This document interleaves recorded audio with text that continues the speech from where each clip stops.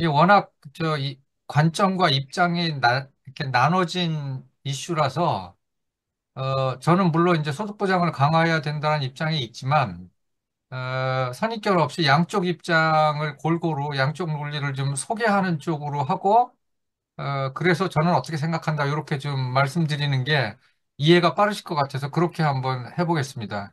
넘어가고요. 어, 요 그림은 전체적으로만 보시면 여기 그 공적연금이라고 불리는 기초연금하고 국민연금이 있고, 그다음에 흔히 사적연금이라고 불리는 개인연금하고 퇴직연금이 있는데, 제가 왜 이 그림을 보여드렸냐 하면, 노후의 소득 보장을 어느 제도가 담당하냐에 따라서 입장이 갈라지는데, 이 제도가 다 개인연금, 퇴직연금, 국민연금, 기초연금이 다 어우러져서, 예를 들어, 뭐 한 200만 원이 필요한데 국민연금에서 한 100만 원, 기초연금에서 한 30만 원, 퇴직연금에서 한 30만 원, 개인연금에서 뭐 한 20만 원 해서 200만 원 만들어라. 그러니까 인컴 소스가 여러 개로 나눠져 있고 그게 훨씬 더 좋다. 요 대원칙에 대해서는 누구나 다 동의를 해요. 이렇게 가면 좋다. 그런데 입장이 갈라지는 게 저처럼 소득보장론 강화를 주장하는 분들은 무슨 생각을 하냐면 이 위에 개인연금하고 퇴직연금은 지금 단계에서 아무리 제도를 고쳐도 안정적인 노후소득 보장이 될 수가 없다. 이렇게 생각을 하는 거고. 그래서 믿을 건 국민연금하고 기초연금밖에 없다. 거기서 이제 입장이 좀 갈라집니다. 그래서 국민연금하고 기초연금밖에 믿을 게 없다라고 생각이 들면 당연히 이쪽에 소득보장 기능을 강화해야 되는 쪽으로 가는 거고. 반대로 아니, 국민연금하고 기초연금의 소득보장 강화하려면 국가재정이 너무 드니까 이 위쪽 개인연금하고 퇴직연금 쪽에 더 의존해야 된다. 말은 맞는데 저게 그렇게 될 가능성이 거의 없다라고 보는 인식의 차이가 양쪽 입장을 가르는 큰 기준 중에 하나다라는 점 먼저 말씀드리고요. 그다음에 이 국민연금 이해하려면 몇 가지 기본 개념을 좀 아셔야 되는데 이거 복잡하긴 한데 일단 요 공식은요. 최초의 연금액이 결정되는 그 연금 산정 공식인데 복잡한 거 다 빼고요. 요 A값, B값, N값만 아시면 될 것 같아요. 요거를 아셔야지 연금 논쟁이 어떻게 돼가는지 좀 이해가 되실 것 같아서 요 A값은 뭐냐면 국민연금액을 계산할 때 어, 그 자기가 국민연금에 가입해 있을 동안에 생애 평균 소득만 갖고 연금액을 계산하는 경우가 있고 근데 우리나라는 그렇지 하지 않고 자기 소득 평균액과 국민연금 전체 가입자의 평균 소득을 합쳐서 계산합니다. 이게 굉장히 독특한 방식이라서 그 요 A 값이라는 게 바로 가입자 국민연금 전체 가입자의 3년 평균 소득액이에요. 그 국민연금에 가입한 사람이 한 2,200만 명 정도 되면 그 사람들이 연금관리공단에 신고한 소득의 평균액 대략 2024년 기준으로 월 300만 원 정도 된다고 보시면 될 것 같아요. 그 이 A 값을 연금액을 산정하는데 집어넣은 요 제도가 굉장히 독특한 제도라서 요 A 값에 대한 이해가 먼저 선행되셨으면 좋겠고요. 그다음에 요 B 값은 자기 소득의 평균액입니다. 그러니까 예를 들어 제가 국민연금에 30년 동안 가입해서 보험료 납부했다. 그러면 연금공단에다 소득을 신고해야 되잖아요. 그러면 30년 동안 가입한 신고소득의 평균액, 물론 이제 과거 소득을 현재 가치로 다 환산해 줍니다. 그래서 연금액을 계산할 때 A 값과 B 값을 합쳐서 연금액을 계산하게끔 돼 있습니다. 여기서 이제 그 굉장히 엄청난 논쟁이 벌어지는데 연금액을 계산하는데 지금 A 값하고 B 값이 1대1 비중으로 들어가 있는데 이게 말이 안 된다. 극단적으로는 A 값 빼고 계산하자. 그렇게 되면은 완전 소득 비례의 연금이 되는 거고, 이거 뒤에서 다시 말씀드릴게요. 이걸 아무튼 A값, B값이 우리는 1대1로 들어가 있고, 요 비중을 어떻게 조정할 거냐가 연금 개혁의 굉장히 핵심적인 쟁점이 됩니다. 그 뒤에서 말씀드릴게요. 그다음에 요 뒤에 N은 뭐냐면 원래 국민연금은 맨 처음 출발할 때 20년을 가입해야지 연금으로 주기로 돼 있었어요. 예를 들어 내가 19년 11개월 가입하면 연금으로 주는 게 아니고 일시불로 이자 붙여갖고 그냥 되돌려 줬거든요. 그게 반환 일시금이라는 건데. 그래서 처음에 제도 도입을 할 때 20년 가입해야지 연금으로 준다. 그래서 요 N이 20년을 초과 가입한 개월 수를 의미합니다. 그냥 복잡하니까 연수로 계산하시면 될 것 같아요. 예를 들어 내가 40년을 가입했다 그러면 요 N 값이 20이 됩니다. 그럼 40년을 가입하면 요 N값이 20이니까 20에다가 0.05 곱하면 1이잖아요. 그럼 1 플러스 1이니까 이게 2가 됩니다. 그럼 무슨 얘기냐면 요 앞에 계산한 거에다가 두 배가 된다 이 얘기예요. 그러니까 가입 기간이 많으면 20년이면, 아니 40년이면 20년에 두 배를 쳐준다 뭐 이런 의미입니다. 그러니까 함의는 뭐냐면 가입 기간이 길면 길수록 연금액이 많아진다. 이런 함의입니다. 그리고 요 A 값하고 B 값은 이 공평의 개념을 어떻게 볼 건지에 대한 그 인식의 차이인데, 그거는 이제 뒤에서 다시 말씀드릴게요. 핵심 쟁점이기 때문에. 자, 그 다음에 또 하나 지금 아셔야 될 게 40년을 가입하는 걸 가정하고 제도 설계를 했는데 실제 40년 가입한 사람이 얼마나 되겠냐? 대개 일본하고 유럽의 그 통계를 보게 되면 우리나라처럼 국민연금에 가입한 사람들의 평균 가입 기간을 보게 되면 대략 한 35년 정도 돼요. 그러니까 노동시장에서 꽤 오래 있는 거죠. 근데 우리는 연금공단에서 매년 추정을 하는데 대략 2060년에 은퇴해서 연금을 받게 되는 사람들의 평균 가입 기간이 26년 정도 추정되고 있어요. 그래서 대략 학계에서는 국민연금의 평균 가입 기간 그럼 대략 한 27년 정도 된다. 이렇게 생각을 하고 얘기를 합니다. 그러면 그게 무슨 의미냐? 여기 40년을 가입해야지 전체 연금액을 이렇게 계산한 건데 27년만 가입하면 요 N값이 20이 되는 게 아니고 7이 되는 겁니다. 7. 그러니까 연금액이 낮아지는 거예요, 굉장히. 이제 그런 의미가 있다라는 점 말씀을 드리고요. 자, 그래서 이거 뭐 복잡한 건데 산수인데요. 언론에서 요새 그 지금 소득 대체율이 40%인데 이거 44%로 올리자 이런 논쟁이 벌어지고 있잖아요. 그때 40%라는 걸 뭘 의미하냐면 어떤 사람을 예를 들어서 얘기하는 거냐면 A 값하고 B 값이 똑같은 사람. 즉 내가 국민연금에 40년을 가입했는데 최초로 연금액을 계산해 보려고 B값을, 즉 자기 소득 평균액을 계산했더니 공교롭게도 국민연금 전체 가입자의 평균 소득과 똑같아요. 그러니까 가장 평균적인 소득을 벌어들인 사람이죠. 연금에 가입했을 동안. 그거를 이제 A 이꼴 B인 사람이라고 합니다. A 값하고 B 값이 똑같은 사람. 그 사람이 40년을 가입하게 되면 연금을 대충 계산하게 되면은 대략 최초 연금액이 120만 원이 나와요. 그러면 이 120만 원은 자기 소득의 평균액인 300만 원의 비율로 따지면 40%가 되는 거죠.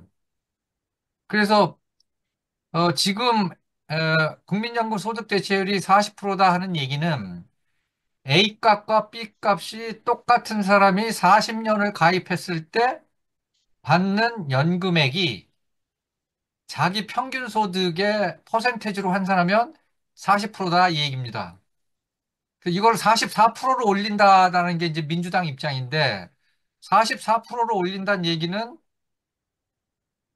여기 국민연금이 계산할 때 요 1.2라는 값을 1.3 얼마로 올리면 44%가 나와요. 그러니까 법을 고치면 되는 거죠. 근데 아무튼 뭐 그건 중요한 건 아니고 언론에서 연금 소득 대체율이 40%다 하는 얘기는 A 값과 B 값이 똑같은 사람을 가정하고 할 때 이 얘기고 그런데 저소득층은 그러니까 나의 국민연금에 가입했을 때 평균 소득이 전체 가입자의 평균 소득보다 적은 사람 그게 이제 요 저소득층인데요. 그래서 만약에 이 사람의 B값 즉 자기소득 평균액이 150만 원이다 그러면 이 사람의 연금액을 계산하게 되면 90만 원이 나오고요. 자기 소득 150만 원에 90만 원이니까 소득 대체율이 60%가 됩니다. 즉, 저소득층은 요 중간 소득층에 비해서 소득 대체율이 높아요. 근데 고소득층은 예를 들어 B값, 자기 소득 평균액이 600만 원이라고 칩시다. 그러면은 A값이 300만 원이니까 A값의 두 배죠. 그러니까 고소득층이란 말이에요. 그 사람의 연금액을 계산하게 되면 최초 연금액이 180만 원 정도 나오고 이 600만 원에서 180만 원이 차지하는 비율은 30%가 됩니다. 즉, 우리나라 연금제도는 하우상박 구조예요. 저소득층한테는 소득 대체율이 더 높고 고소득층한테는 소득 대체율이 낮습니다. 요게 이제 우리나라 연금제도의 핵심 특징인데 왜 이런 결과가 나오냐? 하우상박 결과가 왜 나오냐? 국민연금 계산할 때 이 A값을 집어넣고 계산했기 때문에 하우상박 결과가 나오는 거예요. A값을 빼자. A값 빼고 B값만 넣고 계산하자 그러면 소득 대체율이 고소득층이나 저소득층이나 고소득층이나 다 똑같아져요. 그래서 소득 수준과 상관없이 소득 대체율이 정비례하는 경우가 완전 소득 비례제고 우리나라처럼 저소득층은 소득 대체율이 높고 고소득층은 소득 대체율이 낮은 경우를 누진 소득 비례제라고 하는데 공교롭게도 어 요건 뒤에서 설명을 하고 요 그림 갖고 설명하는 게 가장 이해가 되실 것 같은데 요 위에 두 선이요. 이 두 선이 그 B값 즉 자기 소득의 평균액이 전체 가입자 평균액의 두 배인 사람이에요. 그러니까 수식으로 표현하면 A 값의 두 배니까 2A죠. 2A, 요게요. 2A인 소득을 가진 사람이 지금 우리나라의 연금 산식처럼 누진 비례제의 급여 산식을 갖고 있으면 연금액이 20년 가입하면 120만 원, 30년 가입하면 180만 원, 40년 가입하면 240만 원의 연금액이 나와요. 그 A값을 넣고 계산하기 때문에. 그런데 A값을 빼고, 즉, 누진 소득 비례제, 하호상박 구조로 하지 않고, 그냥 자기 소득의 평균액만 갖고 연금액을 계산하게 되면, 잘못 말했네요.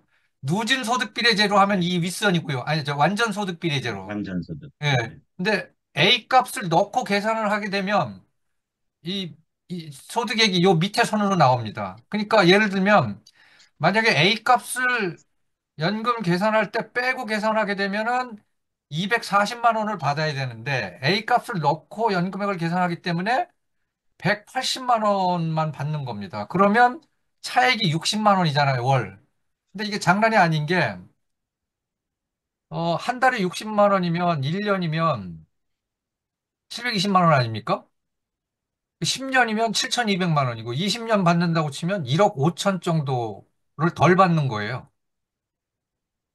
무슨 말씀인지 이해하셨는지 이해하셨을 거라고 생각이 들고요.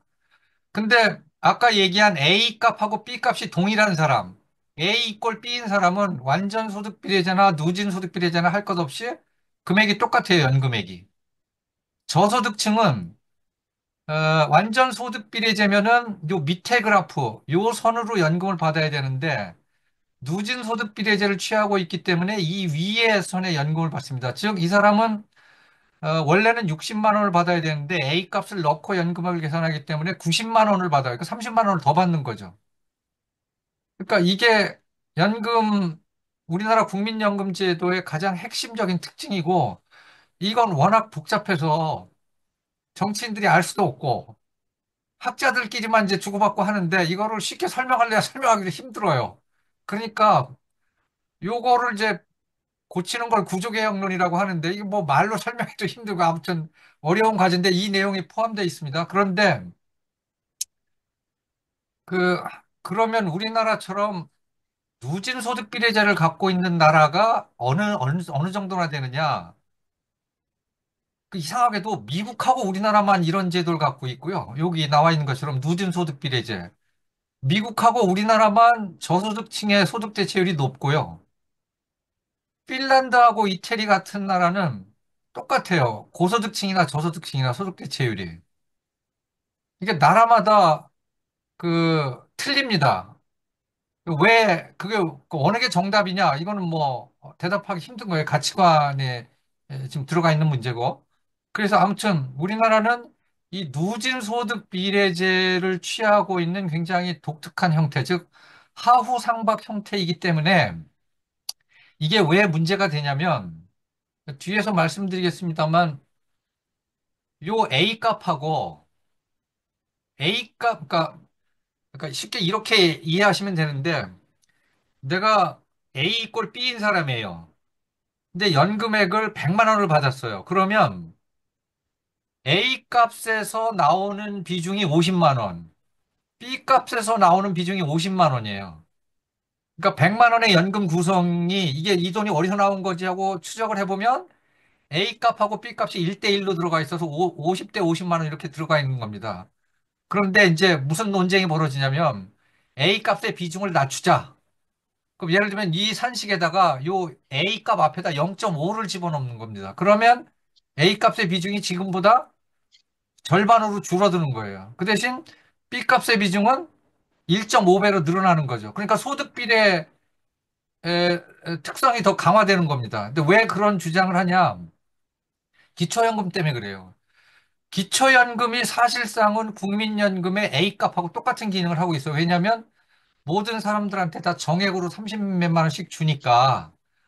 그래서 정리해서 말씀드리면 모든 사람한테 정액으로 주는 기초연금이 있고 국민연금은 소득비례 형태로 출발했는데 기초연금을 올리는 과정에서 이 A값의 비중을 줄였어야 되는데 이걸 안 줄이고 그냥 뒀기 때문에 우리나라는 지금 조세 방식에 의한 기초연금 하나, 그 다음에 사실상 기초연금인 국민연금의 A값에서 나오는 연금이 있고, 이거 A값이 정액이에요, 사실상은.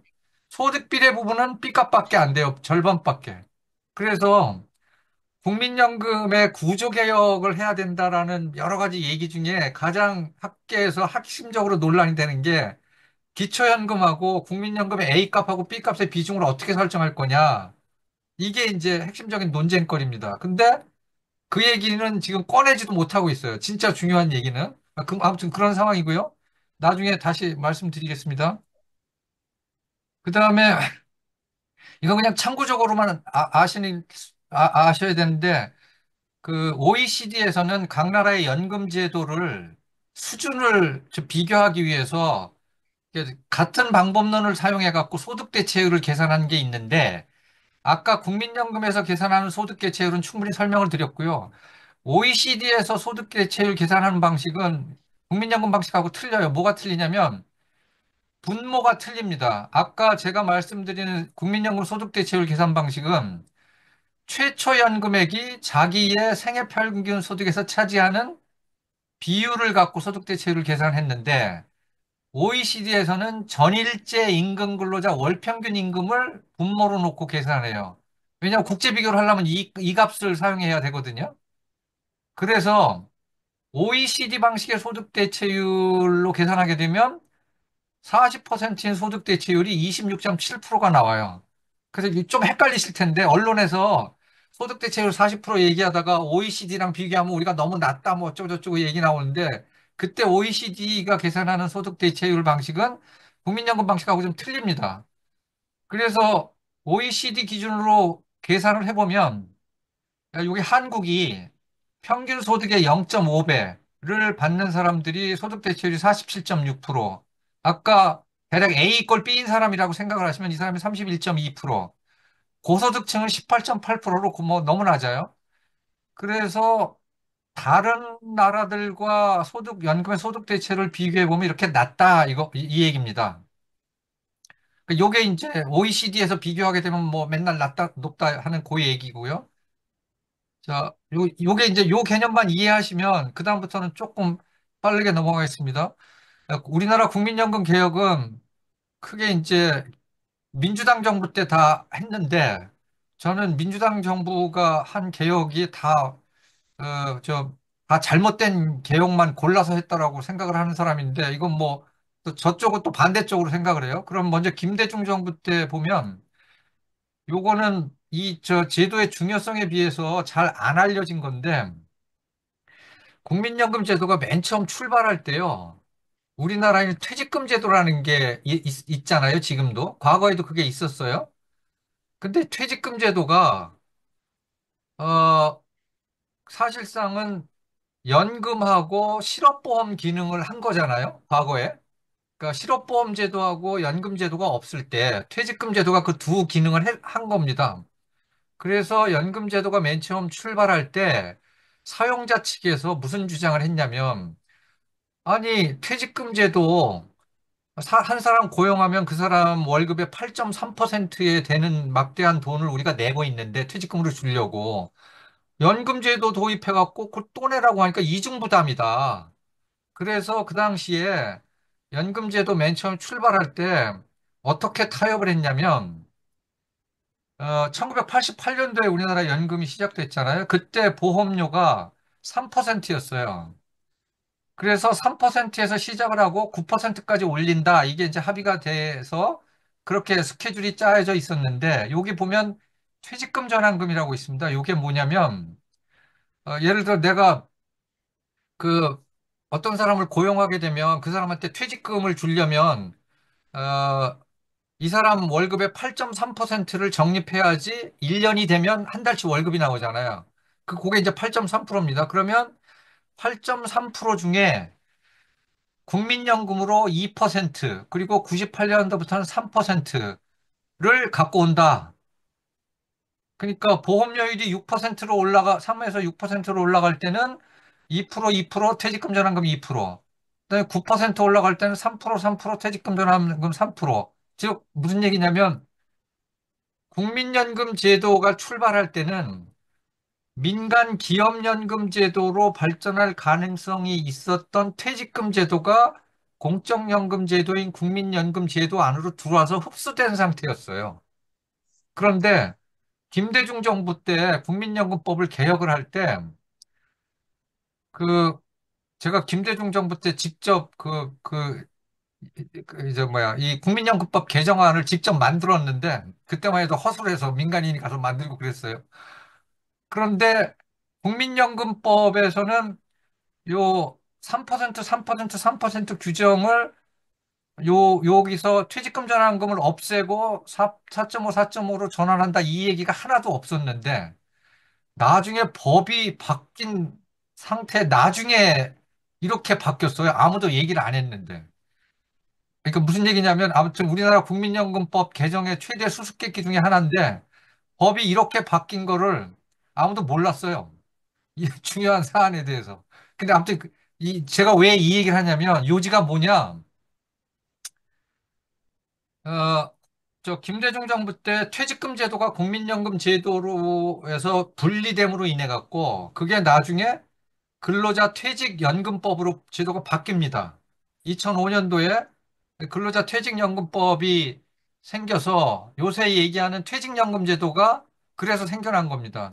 그 퇴직연금 제도가 2005년도에 생겨나서 이 퇴직연금의 적립금이 지금 2023년도에 GDP 대비 17.2%까지 쌓였어요. 한 300조 넘게 쌓였고, 개인연금은 쭉 올라가다가 이게 지금 감소되는 추세고, 근데 앞으로 한 10년 지나면 퇴직연금 기금이 훨씬 더 많아져요. 이건 무슨 얘기냐? 요 위에 파란 선이 국민연금 적립금인데, 요건 이제 공적 부분이죠.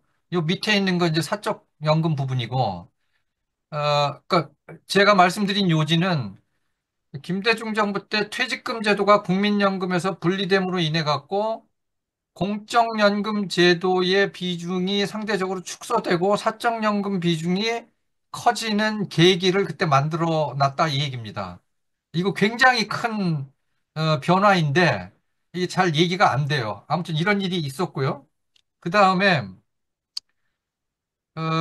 제일 논란이 되는 게 이제 노무현 정부 때 유시민 장관이 주도해갖고 소득 대체율을 60%에서 40%로 낮춘 거잖아요.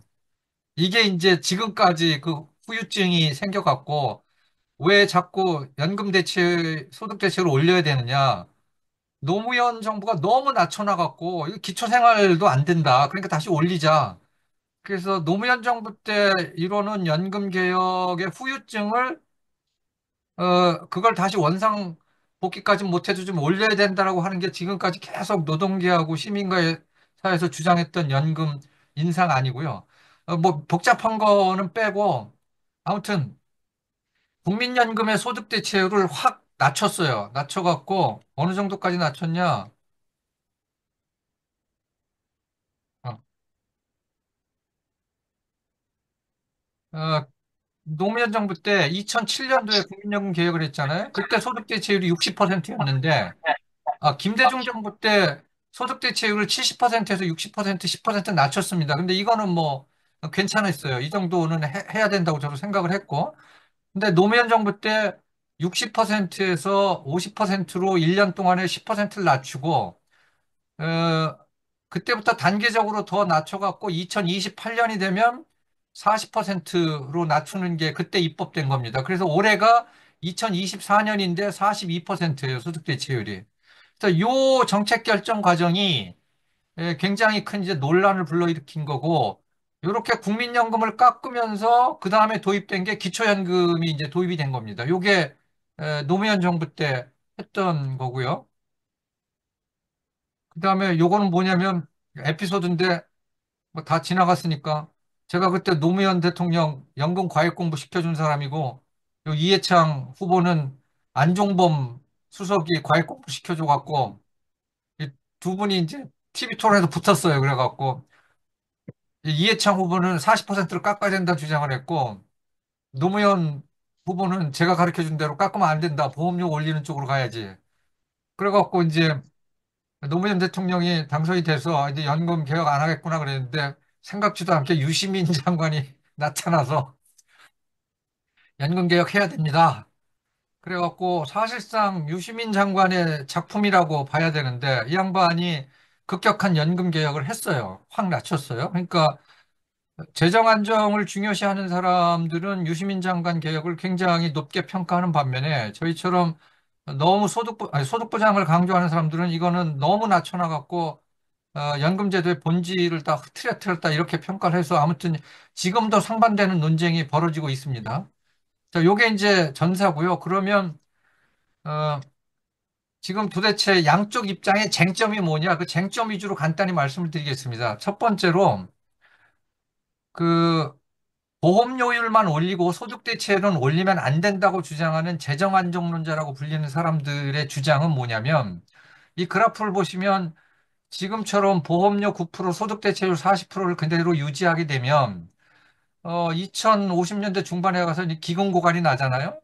기금 고갈이 나면 연금을 주기 위해서 보험료를 걷어야 되는데 그 보험료율이 너무 커져갖고 여기 보시면 예를 들어 최근에 5차 재정 재계산을 했는데 2070년에 가면은 대략 소득의 33.4%.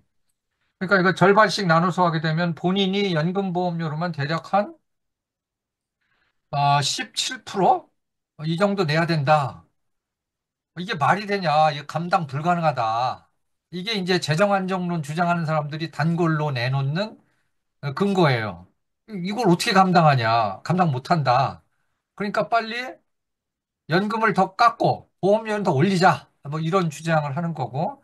요거를 이제 그 부가방식 비용률이라고 하는데 요 수치에 대해서 저 같은 소득보장론 주장하는 분들은 어떤 얘기를 하냐면 그 부가방식 보험료율 34%뭐 40%라는 얘기는 전제가 뭐냐면 임금 소득에만 보험료를 부과하니까 그렇게 나오지 그 전제가 말이 안 된다라고 주장하는 거예요.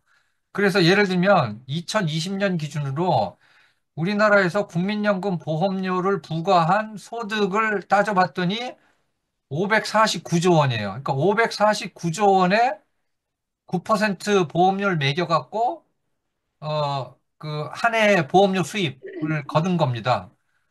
그런데 이 549조는 GDP의 28.2%밖에 안 돼요. 노동소득 총액이 936조니까 GDP의 50% 가까이 되는데 아니 보험료 부과를 여기다만 매기니까 당연히 38%, 40%가 나오는 거지. 보험료 부가소득의 비중을 늘리면 그 비율 줄어든다. 이건 말장난이다. 이렇게 반박을 하는 거고, 이거는 뭐 밑도 끝도 없는 논쟁이에요. 양쪽의 입장이 갈라지는 거고, 그 다음에 이 편은 뭐냐면, 자, 예를 들면 여기 2075년을 보세요. 2075년에 부가방식 보험료율이 34.5%인데, 즉 2075년에 노인들한테 연금을 주려면 2075년에 경제 활동을 하는 사람들의 소득의 34.5%를 걷어야지 노인들한테 연금 줄 수 있다. 이 얘기입니다. 그런데 2075년에 GDP의 1%만 연금에다 투입하면 부가방식 보험료율이 30.7%로 줄어들어요. 2% 투입하면 26.9%로 줄어들고. 그러니까 부가방식 보험료율이 30% 40% 되니까 나라 망한다고 하는 주장에 대해서는 재정안정화론자들은 계속 그 얘기를 하는 거고, 이쪽 소득보장론에서는, 아니, 그렇게 말하는 게 전제가 틀린 얘기지. 이게 끝없는, 평행선이 그어지고 있는 그 논쟁점이다. 이렇게 이해를 하시면 될 것 같고요. 그 다음에 뭐, 더 중요한 게 요건데, 그래, 기근고갈 난다고 치자. 뭐, 기근고갈이 날 수도 없지만, 기근고갈 날 수 없는 이유는 이따가 뭐, 김용진 이사장님이 잘 설명해 주겠지만, 그 2057년에 기금고갈 날 수가 없는 게 갖고 있는 주식 채권을 한꺼번에 다 팔아야 되는데 그거 불가능한 얘기거든요. 그래서 기금고갈은 다 저는 신기루라고 생각을 해요. 그러니까 아무튼 뭐 그 얘기는 나중에 하고 그러면 그 연금 비용을 실제 부담 가능하냐 부담 불가능하냐라는 문제를 따질 때 지표를 뭘로 삼아야 되냐. 재정안정 주장하시는 분들은 아까 얘기한 기금고갈과 부가방식보험료율 계속 그 얘기만 하고 근데 저처럼 소득보장론을 주장하는 사람들은 야, 그게 불완전한 지표다. 정확한 지표는 연금으로 나가는 돈의 총액이 GDP에서 차지하는 비중을 보는 게 더 정확한 지표다. 그래서 국민연금의 장기재정 추계를 보게 되면 대략 2060년 가면 GDP 대비 7.7%, 기초연금은 어떻게 추정하느냐에 따라 틀린데 이건 좀 굉장히 좀 많이 적었어요. GDP 2.8%. 그다음에 공무원 연금 등등 다 합쳐서 GDP 1.6%. 그래서 2060년에 GDP 대비 12.1% 정도 지출을 하는 걸로 이게 이제 정부에서 나온 모든 수치를 다 종합하면 이 정도 되는데 그 소득보장론 주장하는 사람들은 야, 2060년 가면 GDP 대비 12% 정도 쓰는데 이게 왜 부담 불가능하다고 주장을 하는 거지? 이렇게 반론을 제기하는 겁니다. OECD 국가나 EU 국가들 보게 되면 이미 지금 GDP 대비 10%다 쓰고 부담 불가능한 거 아니다. 왜 지레 겁을 주고 그러냐. 이거 충분히 감당 가능하다. 그리고 앞으로 40년 남았는데 그동안 구조조정하면 되지. 이렇게 해갖고 이것도 끝없는 이제 논쟁거리예요. 누가 맞다, 틀리다라고 얘기하기가 힘든 거고 서로 사용하는 판단 기준이 틀린 겁니다. 어, 그리고 이제 소득부정론에서 또 하나 주장하는 건 2060년, 70년에 GDP의 한 12%를 쓴다 하더라도 우리나라 노인 인구가 그때 되면 전체 인구의 43%로 다른 나라에 비해서 압도적으로 높다. 이거는 무슨 얘기냐면 전체 인구의 44% 정도 되는 인구를 먹여 살리기 위해서 GDP의 12% 써온 게 이게 과연 타당하냐? 너무 적은 거 아니냐? 그 여기서 또 무슨 얘기를 하냐면 전체 인구의 44%가 노인인데 이 사람들이 쥐꼬리만한 연금 받으면 이게 내수가 돌아가냐. 적정한 임금을 줘야지 경제가 돌아가지. 이것도 참 밑도 끝도 없는 대립점입니다. 그래서 재정안정론자들은 이 표를 보면 되게 다 코스트만 얘기해요. 저렇게 많은 걸 어떻게 부담을 해? 소득보장론자들은 아니 인구 대비 비율로 보게 되면 높은 거 아니고 그리고 노인들이 돈을 써야지 경제가 돌아가지 이런 서로 상반된 관점을 갖고 있는 거고요. 이건 넘어가겠습니다. 그 다음에 이제 가장 논란이 되는 게 세대 간 형평성 문제인데 세대 간 형평성 문제는 논리가 간단합니다. 세대 간 불공평하고 미래 세대를 착취한다 이렇게 주장하는 사람들 얘기는 국민연금 초기 가입자들은 보험료 3%, 6%, 9% 내고 소득 대체율은 뭐 70%, 60%, 즉 조금 내고 많이 받아가는데 청년 세대들은 앞으로 보험료가 뭐 13%, 15% 올라가고 소득 대체율은 더 깎이니까 우리는 더 내고 덜 받으니까 이게 말이 되냐. 그래서 세대 간의 불공평하다. 이 세대 간 도적질이다. 뭐 이런 얘기예요. 근데 이제 그거에 대해서 이 소득보장론을 주장하는 사람들은 두 가지 반론을 제기하는데 첫 번째 반론은 요겁니다. 요거 무슨 얘기냐면 국민연금만 봐서 세대 간의 불공평하다 얘기하는 건 말이 안 된다. 왜 그러냐? 그냥 제 예를 들어서 설명을 하면 제가 제 소득의 9%를 사학연금 보험료로 내는데 우리 부모님한테 아버님이 살아계셨을 동안에 그분들은 연금 당연히 못 받으니까 내 월급의 9%를 매달 생활비로 드렸어요. 그러니까 50대, 60대는 다 농업사회에서 산업사회로 이행하는 과정에서 노인부양에 대한 이중부담 문제를 지는 세대들이거든요. 여기 계신 분들도 부모님한테 생활 보내드리는 것처럼. 그 세대 간 형평성 문제는 사적 부담 문제를 같이 봐야지 국민연금만 보면 안 된다. 이게 이제 주요 반론이에요. 그래서 실제 제가 2010년도, 12년도 통계를 봤더니 한번 재분류를 해봤더니 가구당 국민연금 보험료 내는 게 10만 원인데 부모님들한테 보내주는 돈이 거의 10만 원이에요. 그러니까 비슷비슷하다는 겁니다. 그 이 두 개를 같이 봐야지. 같이 보면 지금의 50대, 60대가 뭐 많이 받는 그 미래 세대를 갈취하는 게 말이 안 된다. 뭐 이 얘기고요.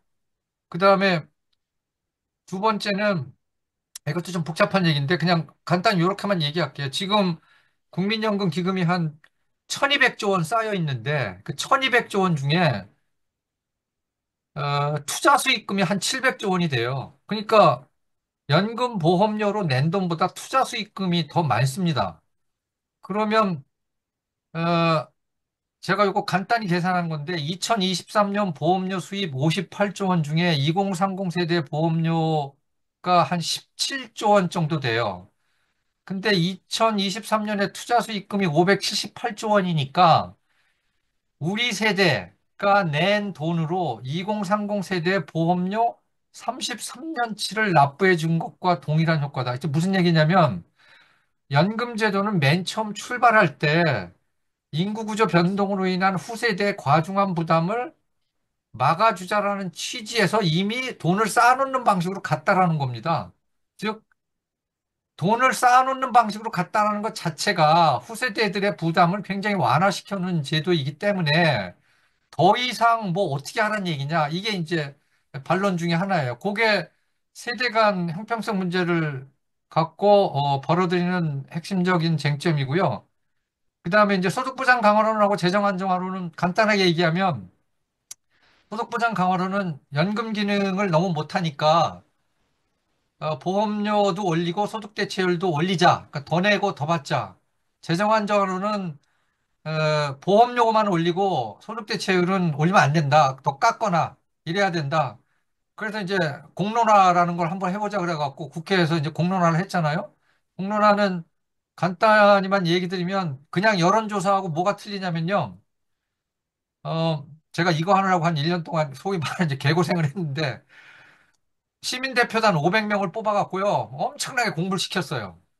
막 자료집 47쪽짜리, 126쪽짜리 막 이거 다 보내갖고 공부하게 만들고 또 질의응답도 받고 이런 저 동영상 만들어서 다 공부하라고 하고 그래서 우리나라 공론화 여러 번 했는데 공론화 역사상 가장 많이 공부를 시켰어요. 시간으로 따지면 한 600시간을 공부를 시켰습니다. 그러니까 어느 정도 정보가 들어온 다음에 소득보장론하고 재정안정화론 양쪽 입장 중에서 어느 게 더 설득력 있다고 보십니까? 이거를 이제 판단하게 한 겁니다.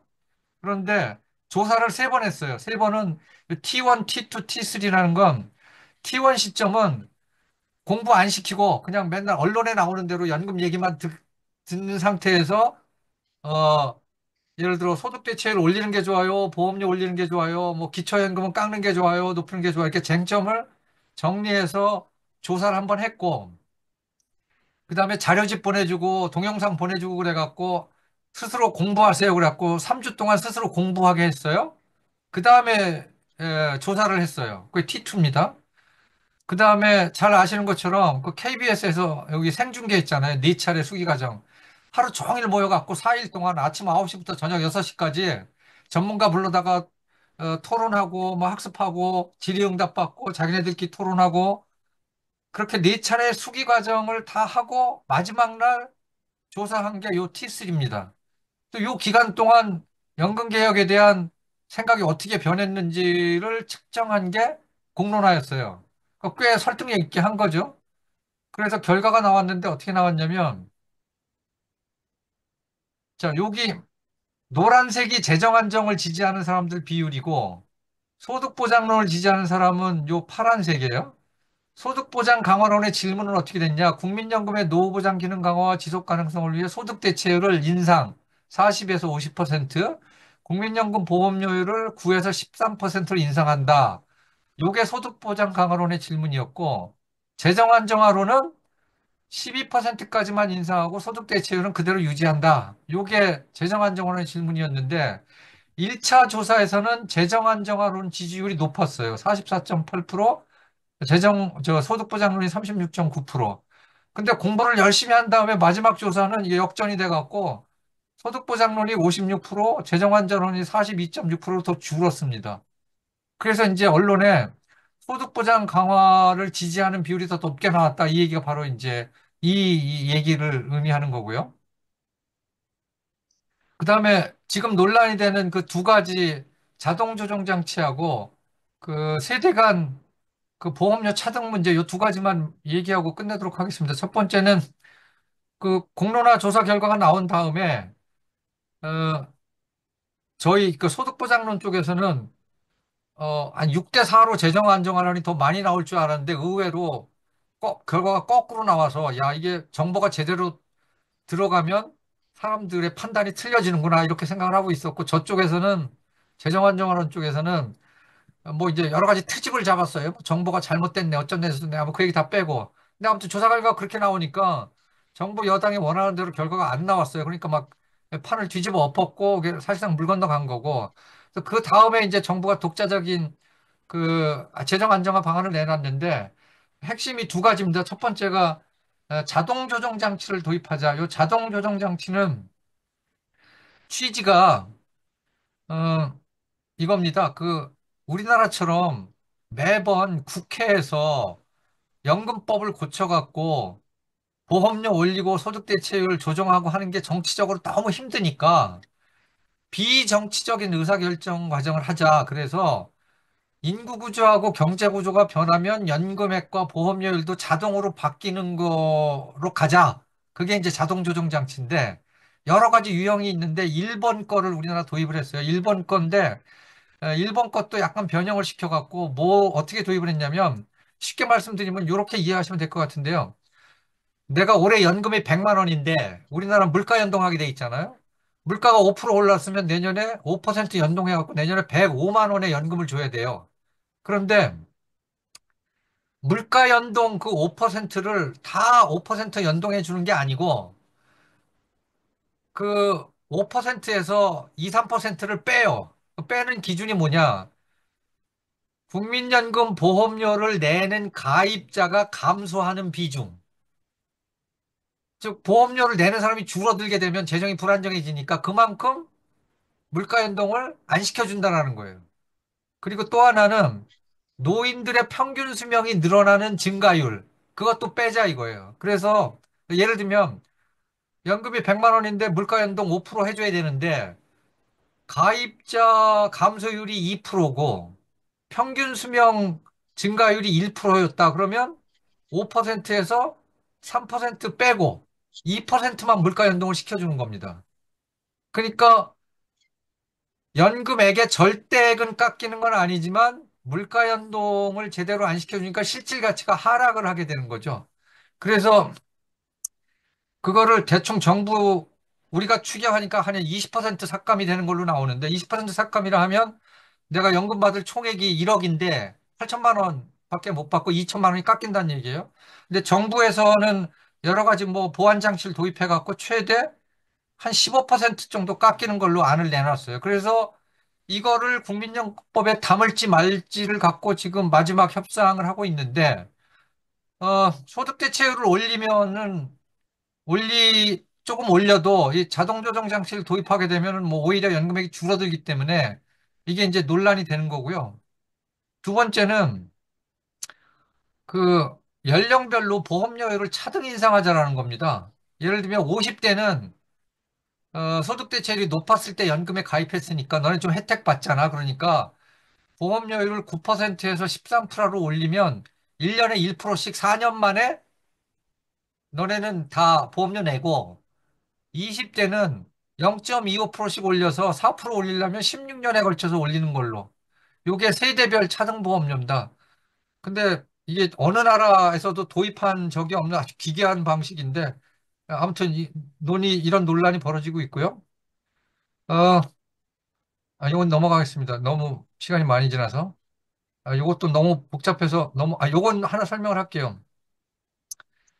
어, 아까 제가 왜 그 국민연금의 A값, B값부하고 기초연금이 이게 굉장히 복잡한 관계를 형성하고 있다라는 말씀을 드렸는데, 어,